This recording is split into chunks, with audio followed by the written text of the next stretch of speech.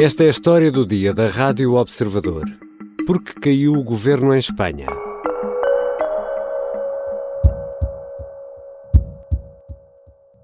Acabo de mantener un despacho con Su Majestad el Rey, en el que he comunicado al jefe del Estado la decisión de convocar un Consejo de Ministros esta misma tarde para disolver las Cortes y proceder a la convocatoria de las elecciones generales en uso de la prerrogativa que la Constitución atribuye al presidente del Gobierno. Na primeira declaração, depois das eleições autonómicas e municipais deste domingo, em Espanha, o presidente do governo anuncia legislativas antecipadas para 23 de julho. Pedro Sánchez está no poder há 5 anos, lidera o Partido Socialista em Espanha e um governo de esquerda que integra radicais e independentistas. O que falhou para justificar a queda do governo e a derrota da esquerda? E se a direita vencer, o Vox vai para o governo em Espanha? São algumas das perguntas para a conversa com Diogo Noivo, investigador e autor do livro Uma História da ETA. Eu sou o Ricardo Conceição e esta é a história do dia.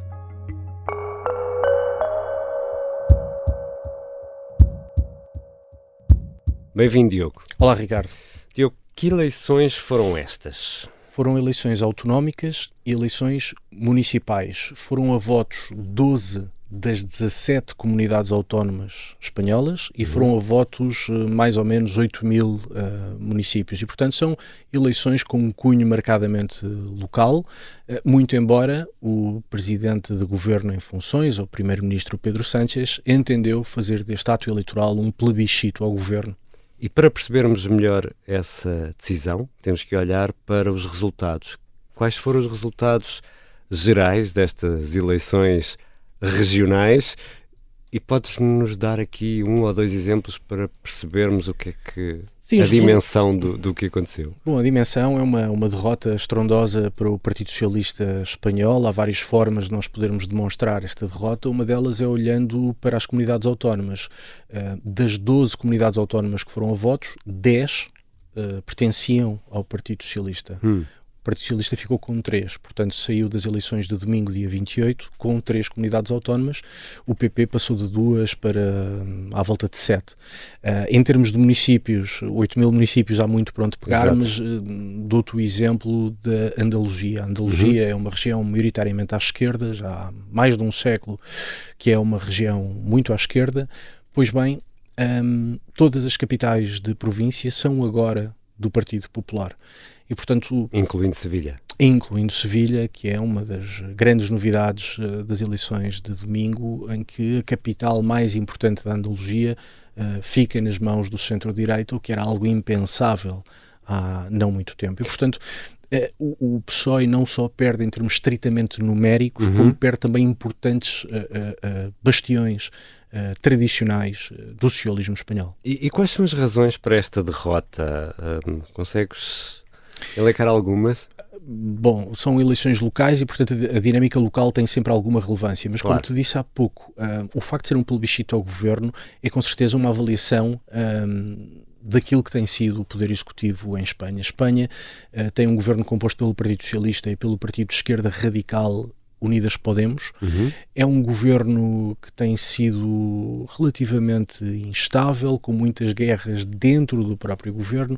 Além do mais, o Partido Socialista tem acordos parlamentares com partidos separatistas radicais catalães e bascos, partidos, alguns deles de matriz abertamente xenófoba. No caso basco, temos o partido Bildu, que é um herdeiro orgulhoso da organização terrorista ETA. Tanto assim é que nas listas para as eleições municipais apresentou 44 membros da ETA, 7 dos quais condenados por homicídio.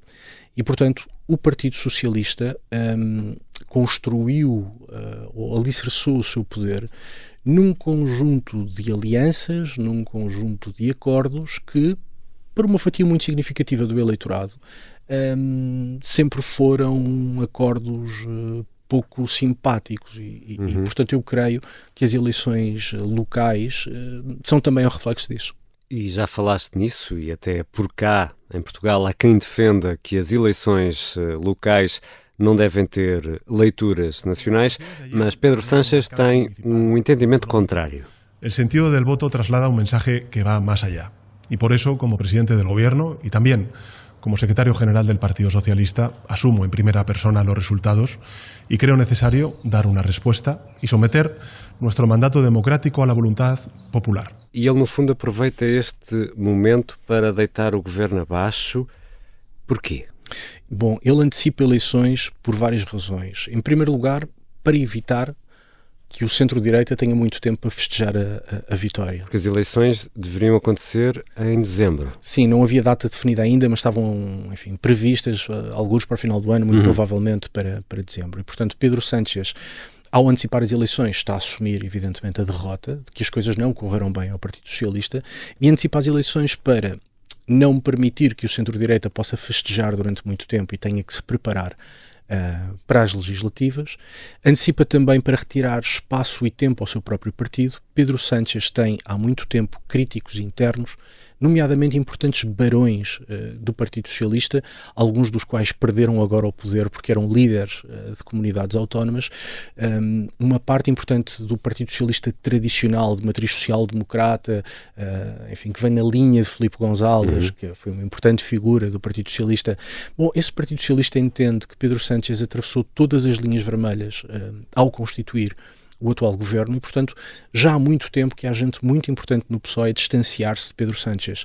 Ao antecipar eleições, Sánchez não dá tempo ao próprio partido para que se abra um debate sobre o legado e que talvez se arranje até um sucessor para Pedro Sánchez. Porque ele fica, não é? Ele que vai a eleições. Ele fica, tudo indica que irá a eleições. Sim. E, portanto, a antecipação deve-se a fechar espaço à direita para não festejar e ao seu próprio partido para não lhe arranjar um substituto. Há uma outra dimensão importante que é a da esquerda à esquerda do Partido Socialista. Pedro Sánchez sabe que sozinho não ganha eleições e precisa do apoio dos partidos de esquerda radical e até de alguns partidos de extrema-esquerda. Ora, esse campo da esquerda radical é um campo desavindo. São muitas as guerras entre os vários partidos de esquerda radical.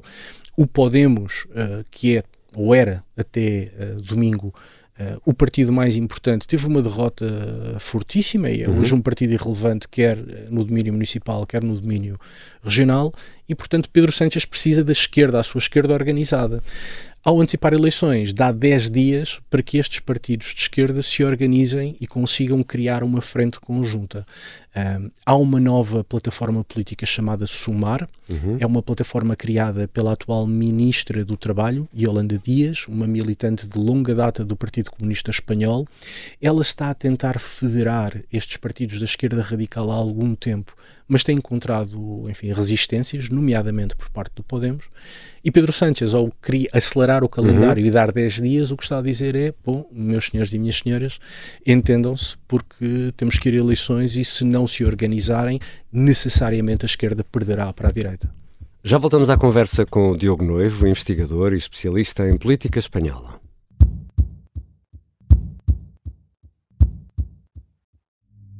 Esta é uma história de guerra. Dá-me uma catanada aqui na cabeça, abre-me a cabeça. António Lobato foi o português que mais tempo esteve em cativeiro na Guerra de África. Dizia-me assim, dá a faca. E eu dizia, vem buscá-la. O Sargento na Cela 7 é uma série para ouvir em 6 episódios que faz parte dos Podcast Plus do Observador. É narrado por mim, Pepe Rapazote, e tem banda sonora original de Noiserve. Os Podcast Plus do Observador têm o apoio da Onda Automóveis. Voltamos à conversa com o Diogo Noivo, o investigador, autor do livro Uma História da ETA. Diogo, Espanha entrou num novo ciclo político. España dio ayer el primer paso para abrir un nuevo ciclo político y convoco desde este mismo instante a todos a culminar ese ciclo político que finaliza el 23 de julio. O líder do centro-direita, Alberto Núñez Feijóo, o vencedor da noite eleitoral de domingo, considera que sim, considera que mudou a maré. Muito provavelmente terá mudado a maré. A dimensão da derrota é muito grande, visto que o próprio Primeiro-Ministro quis encarar estas eleições de forma plebiscitária. Há um cartão vermelho evidente ao governo e, portanto, parece-me que há de facto uma mudança de maré. Agora, era importante que Núñez Feijóo tivesse o discernimento de perceber que não podemos fazer uma transposição direta dos resultados de eleições locais para eleições nacionais. Tanto mais que, como falámos há pouco, Espanha tem 17 comunidades autónomas, foram a votos 12. Há outras importantes comunidades autónomas, Catalunha, País Basco, onde a esquerda tem um peso significativo, e isso tem que entrar nas contas também. E o PP também está organizado depois daquelas confusões todas a que assistimos? O PP parece finalmente estar organizado. De facto, a história recente do PP não tem sido fácil, tem havido uma enorme instabilidade. Há não muito tempo, um líder promissor, que era Pablo Casado, acabou por ter de abandonar o partido. Alberto Núñez Feijóo é um homem já muito experimentado na política espanhola, foi presidente da Comunidade Autónoma da Galiza durante muito tempo e com manifesto êxito. Agora, no domingo, foi a eleições pela primeira vez enquanto líder do PP e o resultado é manifestamente positivo e, portanto, acreditando que a política também se faz de tendências e de ondas, a onda é claramente favorável ao PP. Agora, daí, perdão a expressão, achar que isto são favas contadas não me parece que se possa dar já esse grito de vitória. E continuando aqui nos mares da direita, o Vox também ganhou ou não? Vou ser salomónico, sim e não. Ganhou face às últimas eleições locais, há um aumento muito significativo da votação no Vox e, mais importante, o Vox passa a ser determinante para a governabilidade à direita, quer em câmaras municipais, quer em algumas regiões autónomas. E, portanto, nesse sentido, há uma vitória do Vox. Agora, importa não esquecer que nas últimas legislativas o Vox teve 3.640.000 votos. Nestas teve 1,5 milhão. Ou seja, eleições locais são diferentes de eleições legislativas, mas o Vox, face às últimas legislativas e, insisto, em termos nacionais? Em termos nacionais, e pensando que estas eleições foram entendidas em termos nacionais também, apesar de serem locais, o Vox perdeu 2 milhões de votos. E, portanto, tem poder, torna-se essencial para a governabilidade, mas, face às últimas legislativas, recuou. E isso faz com que eu esteja convencido, e já estou há algum tempo, que o Vox terá atingido o seu patamar de crescimento. Agora, evidentemente, passa a ter um peso local que até agora não tinha.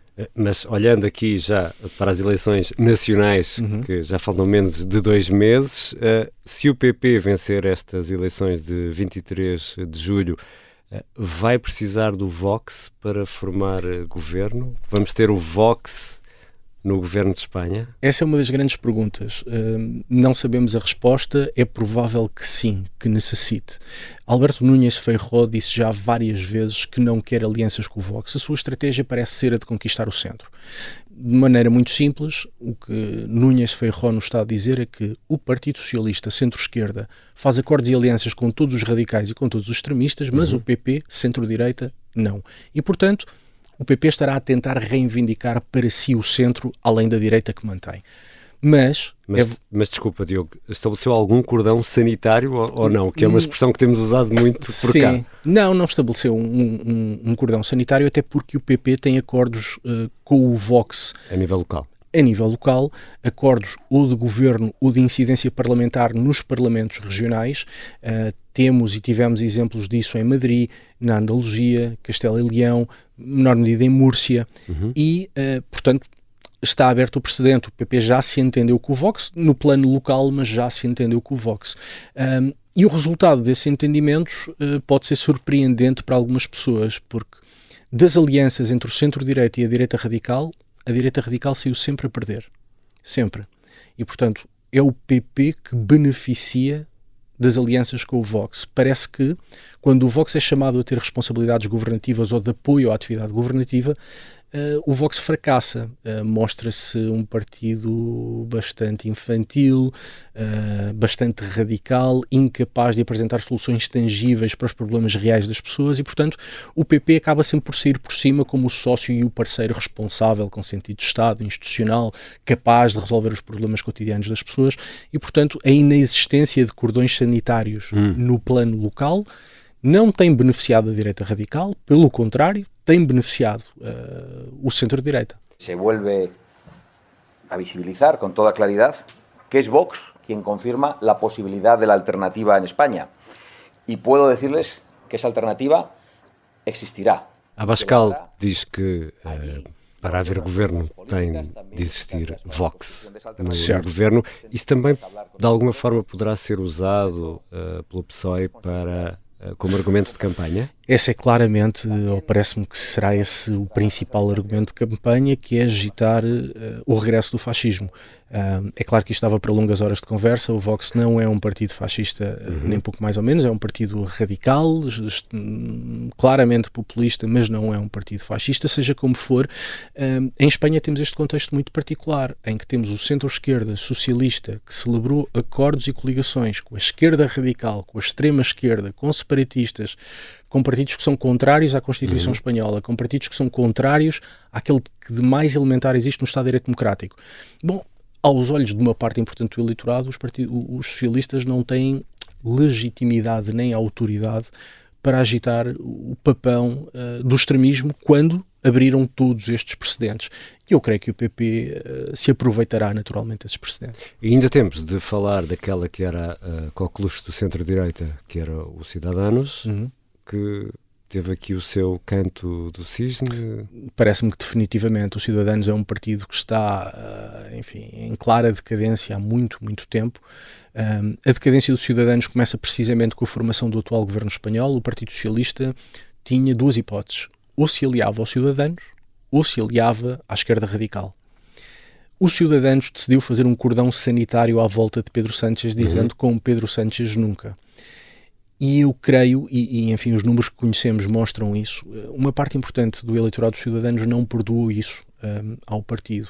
Os Ciudadanos, importa lembrar que nasce no centro-esquerda, é um partido liberal, abertamente liberal, mas nasce no centro-esquerda.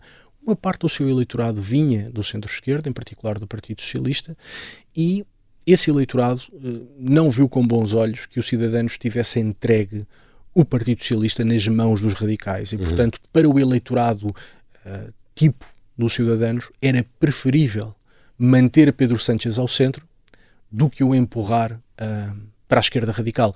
E, portanto, os Ciudadanos pagou e está a pagar fatura disso. Está a pagar fatura também de algum cesarismo do seu antigo líder, bastante famoso, Albert Rivera, que era um homem, enfim, apaixonado por si próprio, e tudo isso passou fatura ao partido, e o partido não foi capaz de se refazer nem de se reinventar depois de Albert Rivera. E Diogo Noivo, depois de duas eleições legislativas no mesmo ano, em 2019, perante a incerteza do atual cenário político, podemos assistir em 2023 àquilo a que assistimos em 2019 e ter duas eleições no mesmo ano, ou não? Podemos assistir a tudo, porque já tivemos repetição eleitoral também em 2015 e 2016. Tivemos uma moção de censura de Pedro Sánchez. Em Espanha as moções de censura são construtivas, o que significa que o partido que a apresenta tem que criar uma alternativa de governo. Depois Pedro Sánchez vai a eleições. Tivemos, aliás, a imprensa espanhola, quase todos os sites da imprensa espanhola já têm uma coisa chamada pactómetros, em que nós podemos de maneira interativa fazer contas e ver que partidos, que entendimentos partidários é que são possíveis. E portanto nós podemos de facto ver tudo. Isto é um sinal de várias coisas. É um sinal do fim do bipartidarismo espanhol, que era tradicional entre o... Mas não sai reforçado com este resultado? Não creio. Eu acho que o bipartidarismo espanhol acabou, foi morto pelos Ciudadanos e pelo Podemos, curiosamente partidos que morrem agora. Que morreram agora. Exatamente, a chamada nova política espanhola acabou com o bipartidarismo, mas não foi capaz de edificar nada de positivo e não durou, e portanto o fim do bipartidarismo e a pulverização partidária leva certamente a estas dificuldades em fazer acordos. Depois, por outro lado, Espanha não tem tradição de coligações. O atual governo espanhol é o primeiro governo de coligação desde os anos 30. 80, desde a Segunda República, e portanto em democracia nunca tinha acontecido um governo de coligação, e portanto nem os partidos, nem os eleitores, nem as instituições estão habituadas a ter governos de coligação, e portanto tudo isto faz com que a instabilidade seja a norma, mas parece-me que Espanha, desde elites económicas, políticas, a própria comunicação social, enfim, já é o novo normal e toda a gente vive relativamente bem com isso. Obrigado, Diogo. Obrigado eu, Ricardo.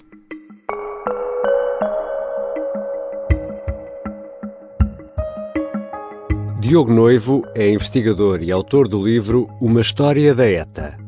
Os sons que ouvimos neste episódio foram retirados do Twitter das contas dos protagonistas desta história do dia. E para quem nos ouve na app do Spotify, e atenção, só funciona na aplicação do Spotify, deixamos hoje uma pergunta. Podemos comparar as realidades políticas portuguesa e espanhola? E já que está no Spotify, por que não clicar em seguir, para não perder um episódio da História do Dia? Este episódio contou com a colaboração da jornalista Nadine Soares, sonoplastia do Diogo Casinha e a música do genérico é do João Ribeiro. Eu sou Ricardo Conceição. Até amanhã.